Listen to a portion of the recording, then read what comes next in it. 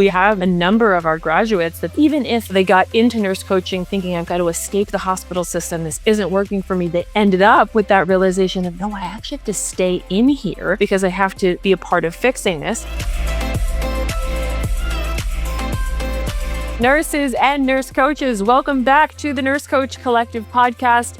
Awesome episode for you today because I am joined by my guest, Brooke Forsythe, who is a fellow nurse, my fellow board certified nurse coach. And after completing the Nurse Coach Collective program, she has since become a published author of her book, Dispensing Pills, Popping Pills.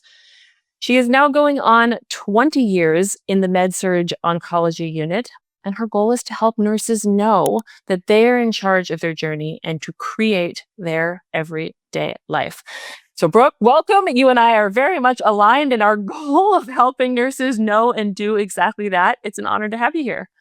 Thank you so much. It's an honor to be here. So I appreciate you reaching out to me, and I know you were top person with the program and everything, and I just look up to you immensely. So thank you. Thank you. Well, after reading your book, I feel the same about you. You have been on quite a journey, and I'm hoping that today we can dive into some of the trials and tribulations of what that has been like for you, but also some of the really major points of growth and wins, because now it seems you are almost a brand new version of yourself. And most of our listeners probably haven't yet read your book. Hopefully by the time they finish this episode, they will go out and grab it and take a read.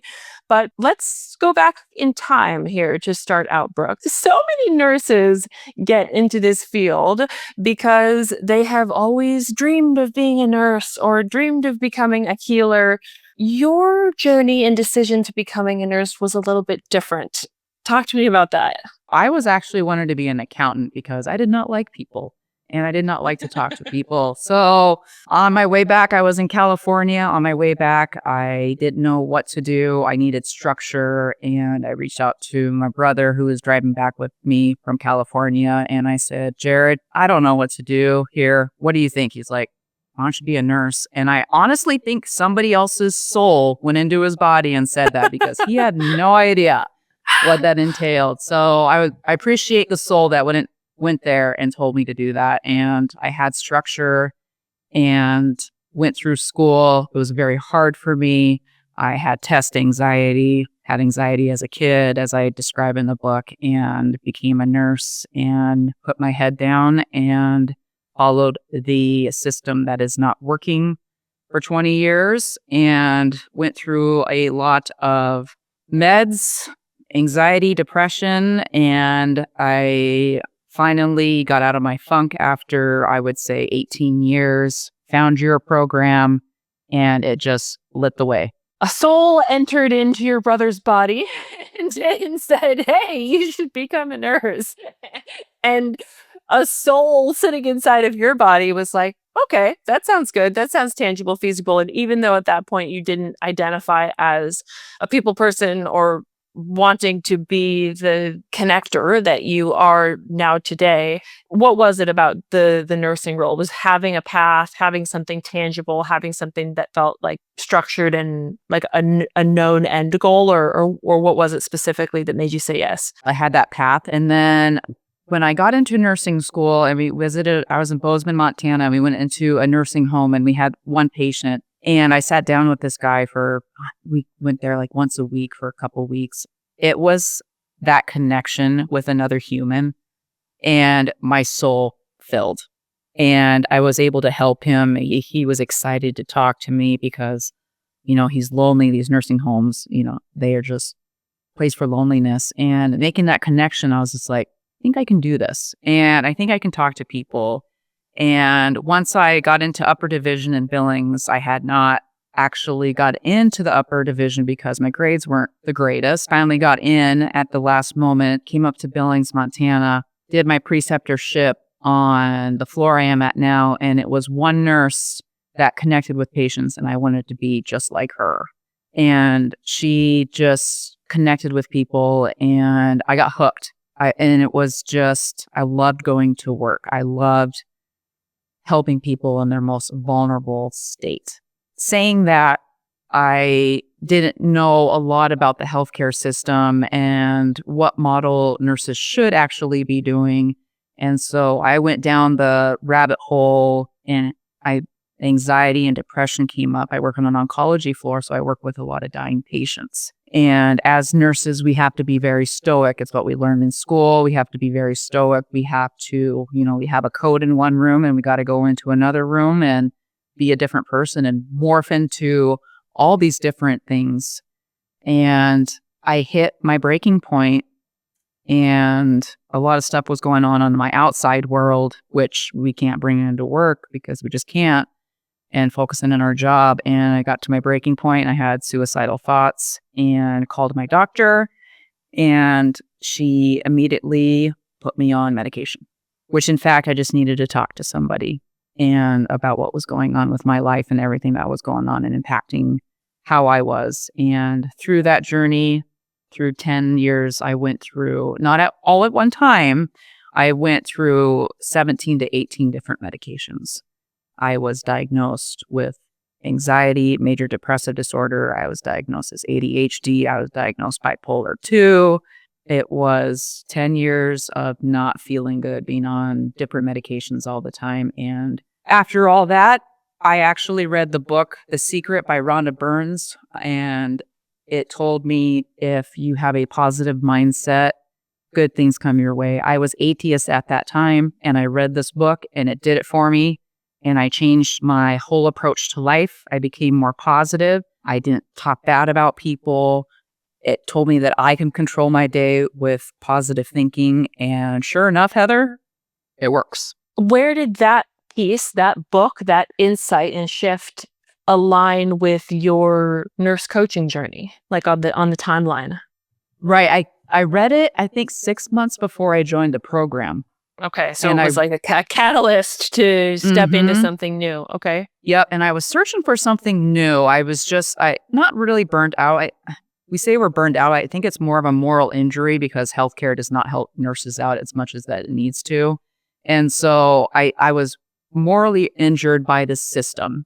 And I didn't like my manager at the time. She was never there. And so I read this book, and something overnight, I was on 5 medications at this time during the day. I don't do this. This is what I did, is I stopped them immediately.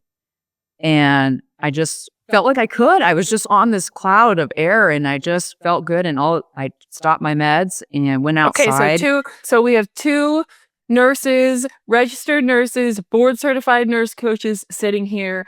We're both telling you we can't give you medical advice. Yes. But it's not medically advised to do that. So you go from being on, however many meds to just stopping them overnight, especially ones that are, impacting mental health in such a way. And yet, okay, so this is what you did, and this this is what worked for you. And we all have unique journeys, and we make the right decisions for us in the right time. So, okay, back to you, Brooke. Yep. Yeah, definitely don't do that. I was on uppers and lowers, so maybe in my mind I was like, hey, maybe it'll be fine.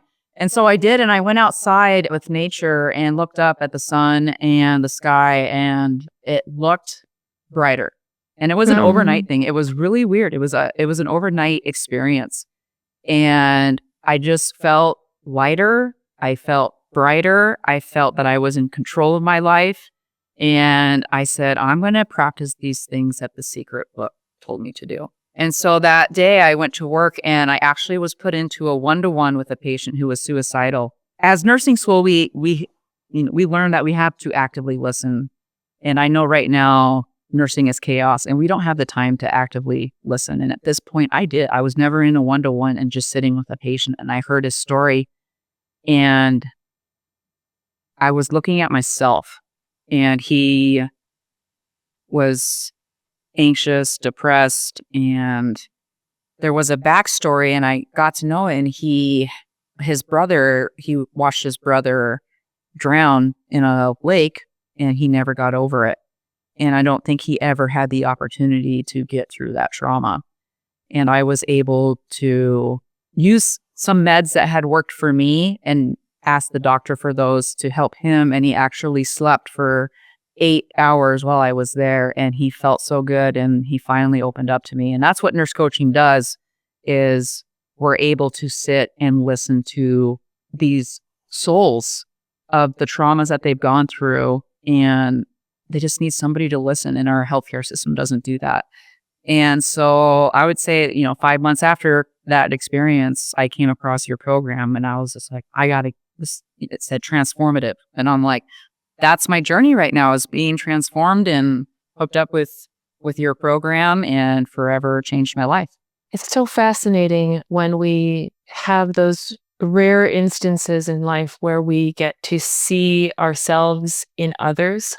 And it's like that other person or that part of ourself that we see in them is telling us exactly what we need to hear or showing us exactly what we need to see. And how unique that happened for you, either just perfectly at the right time in your life. You had read this book, you had made these changes, your mind was in a different place. Or maybe it could have happened to you anytime, but like that's the moment that you were open to being able to receive it. What a gift. What a gift that individual patient who was in such, to require a one-to-one, to be in the hospital because probably among other things, he was dealing with suicidal ideation, right? The depths of that pain, to then simultaneously have this gift of being translated into this light for you to see yourself and to get some answers into what this person really needed, and then realizing like,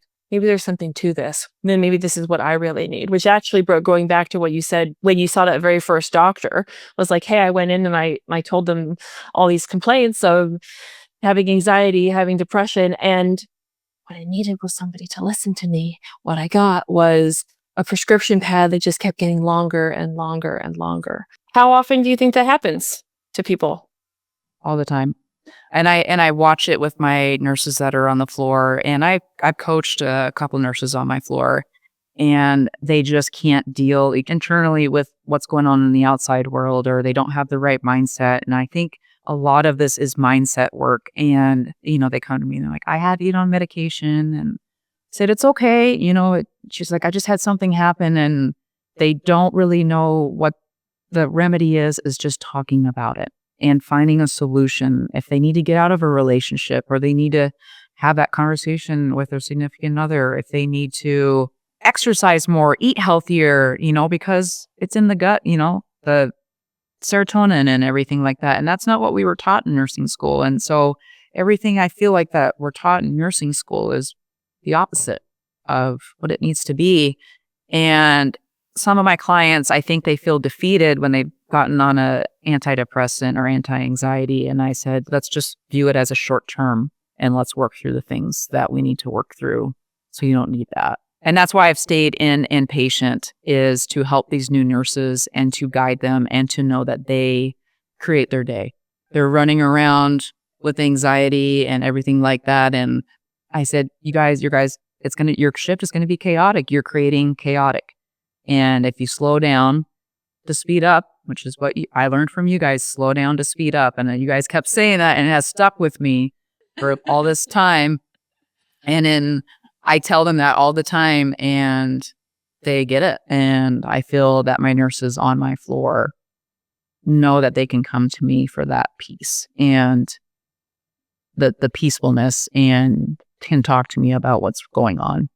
Can I ask you a deeper question about some of those mental health struggles that you were experiencing before? And by all means, please answer only what you feel comfortable with. Would you say that the depression and the anxiety, and maybe even leading to some of those points of suicidal ideation, was that nursing induced, like from being in the nursing environment, nursing job, or exacerbated by the environment that you were in as a nurse? I would say all the above. I had a 19-year-old, I wrote about him in my book, and his mom was a paramedic, and she knew what was going on, and they wanted me every day to take care of him because he didn't trust a lot of people when we connected. And working with oncology patients, you become so attached because they're in there for so long, getting their chemotherapy regimen and also going, depleting all of their counts and seeing them at their worst. And if it wasn't a successful story, Heather, I would take it personally. I didn't do my job and I wasn't good enough to get them healthy. And we take so much of that on as nurses personally. I think as a nurse, we like to have some kind of control over the situation, and we don't have that control. And if it doesn't go our way, we take it on so much. That's where the barrier is with nursing is we can't control other people's bodies or situations that happen. We can control how are we going to react to it, and let's give us time to grieve. We don't have time to grieve in the hospital, right? What would be some avenues for a nurse to grieve? And I had a meeting with administration this morning, right before this, talking about what we need to do as a hospital because nurses are just jumping ship. And so I met with the CEO and the CNO right before this. So this is very interesting. They all connected in this. And what would it be like to have a relief nurse when you have a code or something so you can take the rest of the day off and grieve? Talk to somebody, talk to a coach, talk to a therapist, talk to your family if that's who you talk to. But the stigma of it's our fault is there. And we didn't do enough. I hear that something I just didn't do. I don't think I did enough and I did the wrong thing. And how do we get away from that? Fascinating in the best way possible that you are having these conversations with your leadership, with CNOs, right? That they're open to this. And I think you may or may not know this, but you'll be excited to hear, like, we actually have now a number of our graduates that's kind of exactly where they have honed their practice as a nurse. Was even if they got into nurse coaching thinking I've got to escape the hospital system, this isn't working for me, they ended up with that realization of, no, I actually have to stay in here because I have to be a part of fixing this, part of what you were saying as well, Brooke.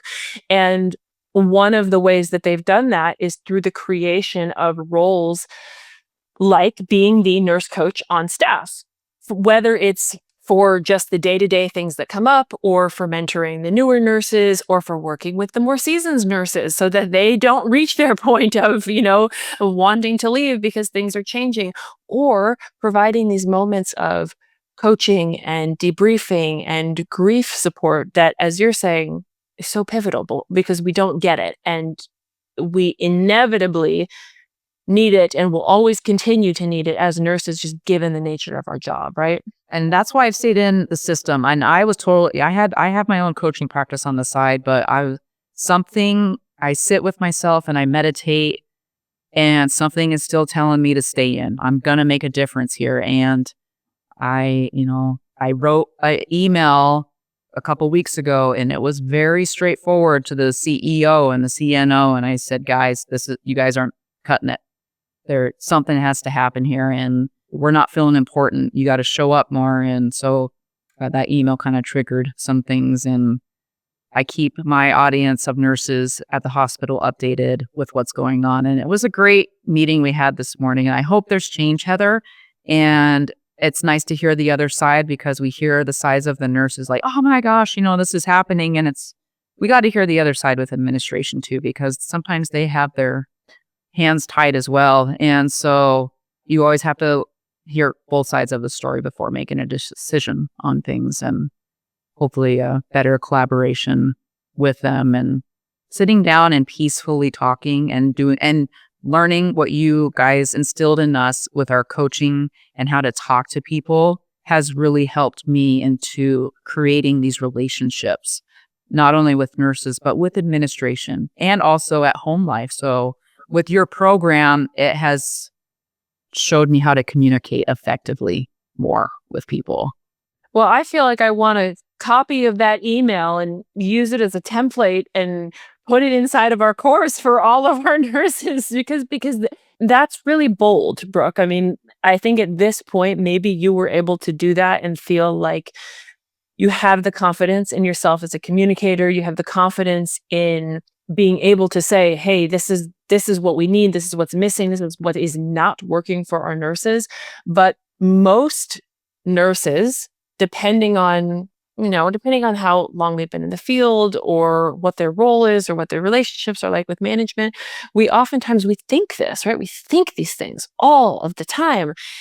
And yet to be willing to ask for a meeting or to write an email or to say something to people that we perceive to be, in those higher up roles, it's not easy to do. So I absolutely love that you did that. And then now you're getting this positive feedback of people saying, okay, let's sit down and have a conversation about it. And clearly, just as you're saying that their voice is important to hear because of the important players that they are in all of this, they're also saying that to you, right? Okay, let's sit down together. Your voice is important to hear here so that we can work on making these things better. And also what comes with this, Heather, is you can't care what people think about you, right? And that's really hard for people. That's hard for people.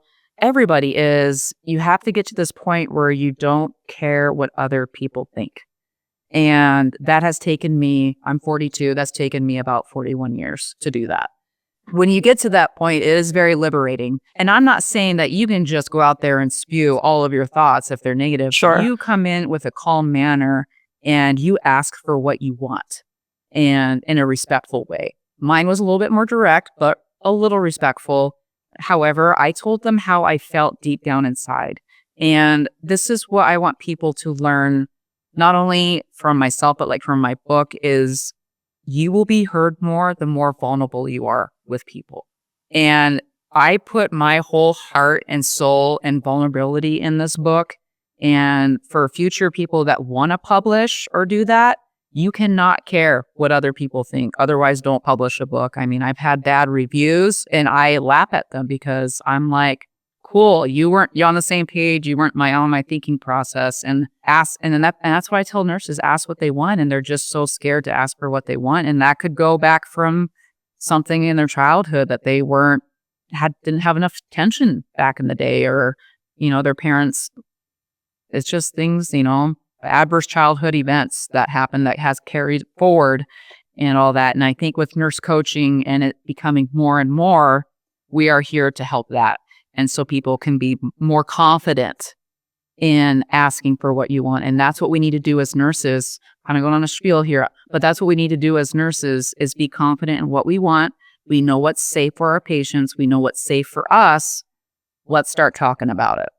To feel safe doing that, we have to come to terms with this not caring about what other people think. That does not mean not caring about other people. It just means when we put ourselves out there in a way that is true and honest and authentic and vulnerable, we get to trust that. We get to lean into that and have confidence in ourselves in that way, such that if somebody else gives us negative feedback, whether it's about the email you wrote or the book that you wrote or the advertising they saw that I made for nurse coaching, and now they're like talking about the shirt that I'm wearing or the dangly earrings and pointing out all my flaws, right? Like, we have to learn to develop that thick skin.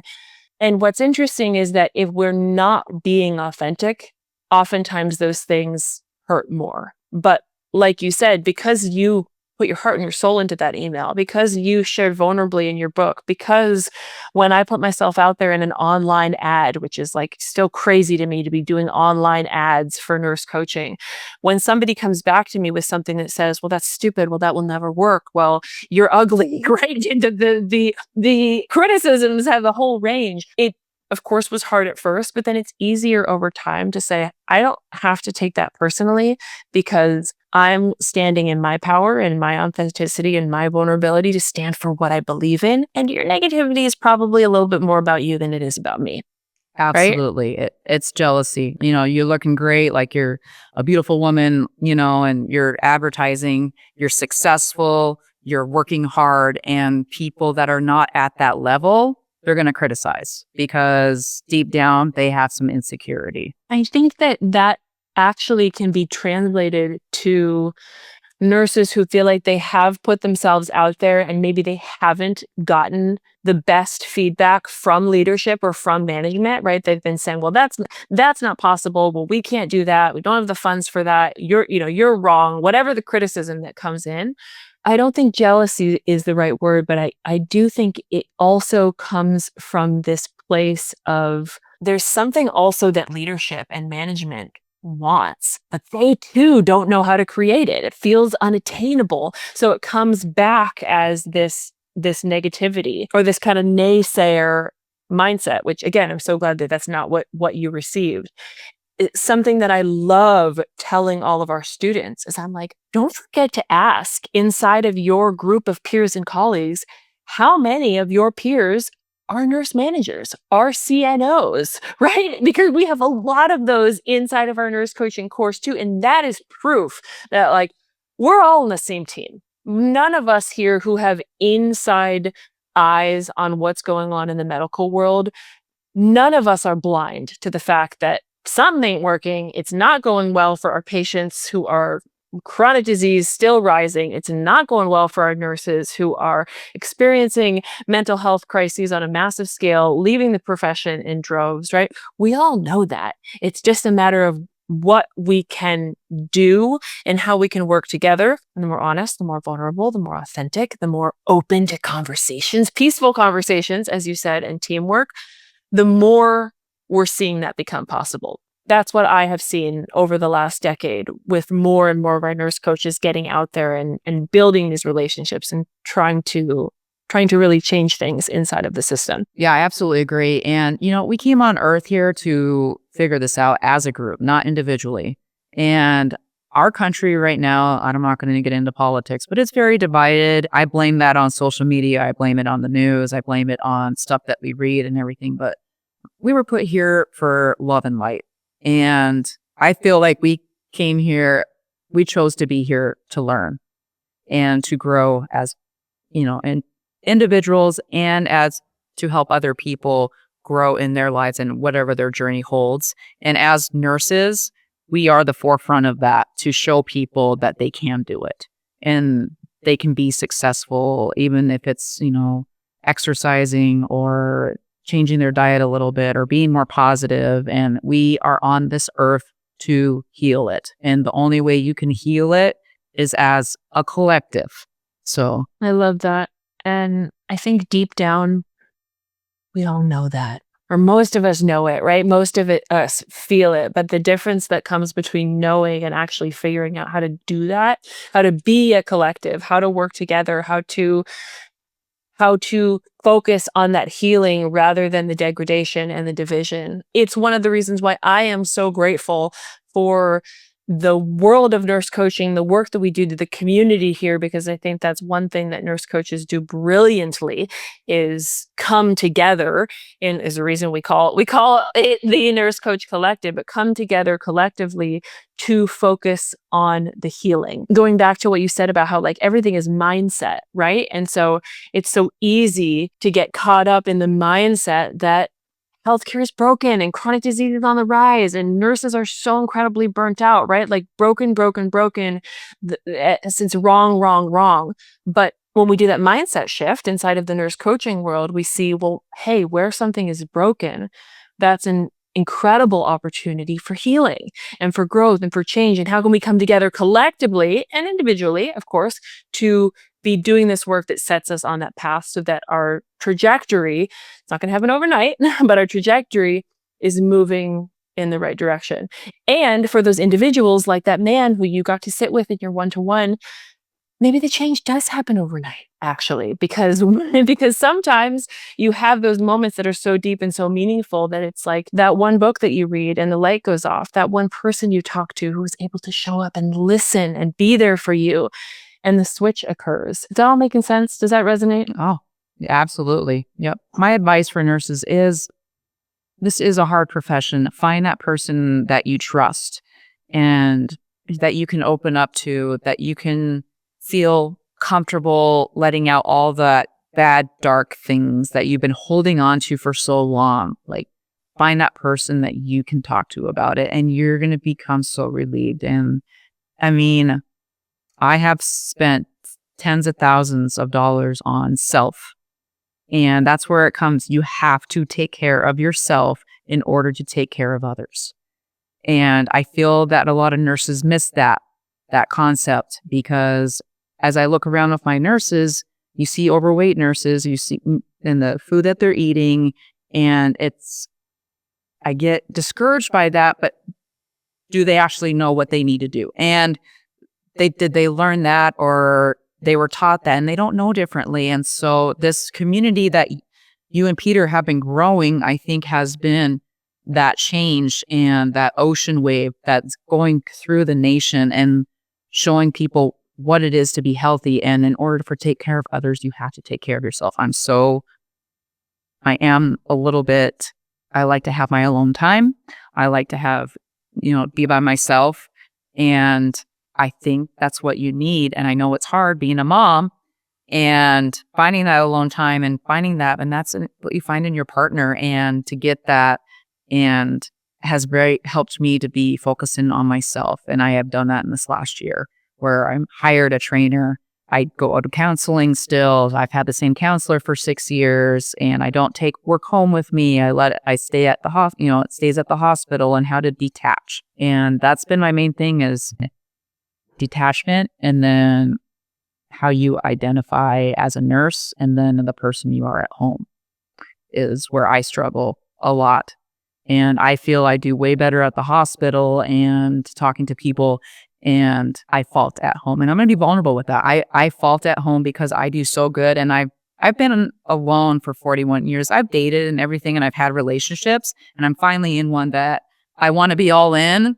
However, that hospital has been my home more than a home, because I just didn't have anybody to come home to. And that's what I'm struggling with right now. And I don't mind talking about struggling, because people are going to resonate with whatever, you say, that we all have something familiar and we can resonate with. And so where I'm going with that is that you have to heal yourself in order to heal others.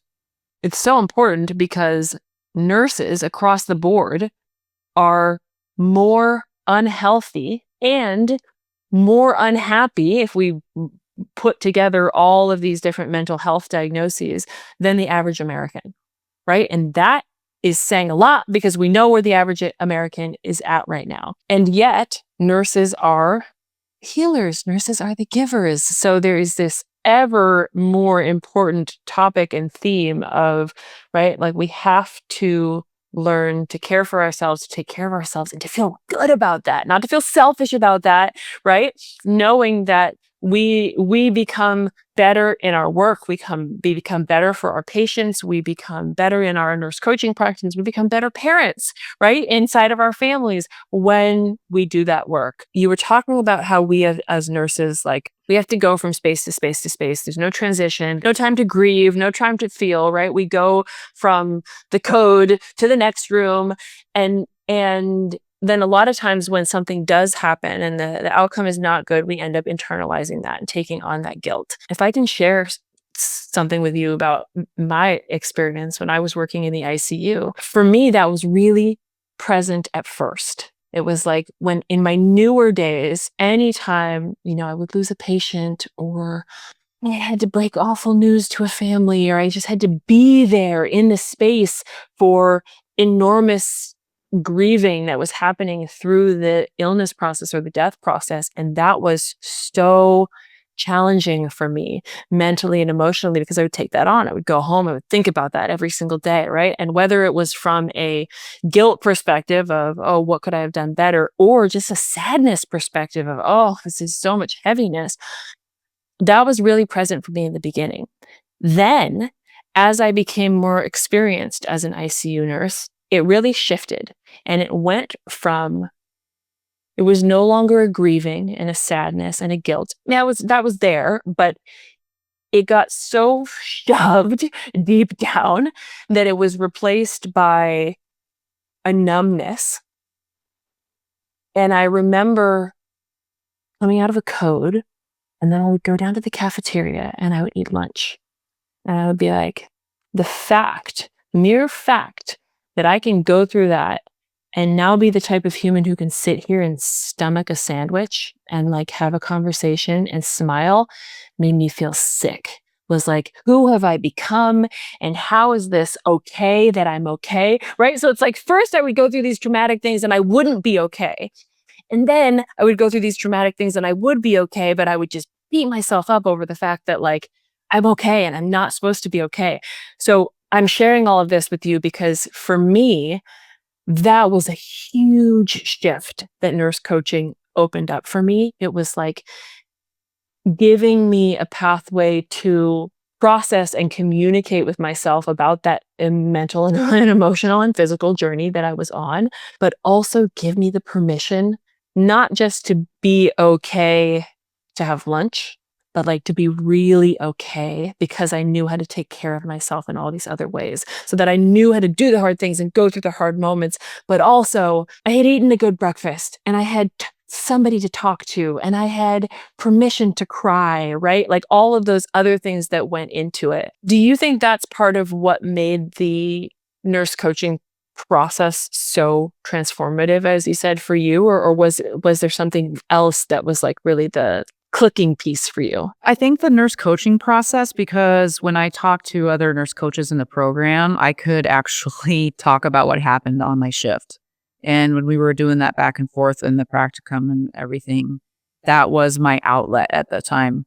And it really helped me. That's what helped me in the program, was able to express what I was really feeling, my nervous system, how I felt, because that's what the program's about, is, feeling how your body feels with something when you have something come up, and talk about it and learning ways to heal the nervous system faster and not just day in and day out feel this way and become numb. Numbing is the worst thing that we can do, because then we just go to our job and we're just like, oh, that happened. Okay, whatever. Life's tough. Be tougher.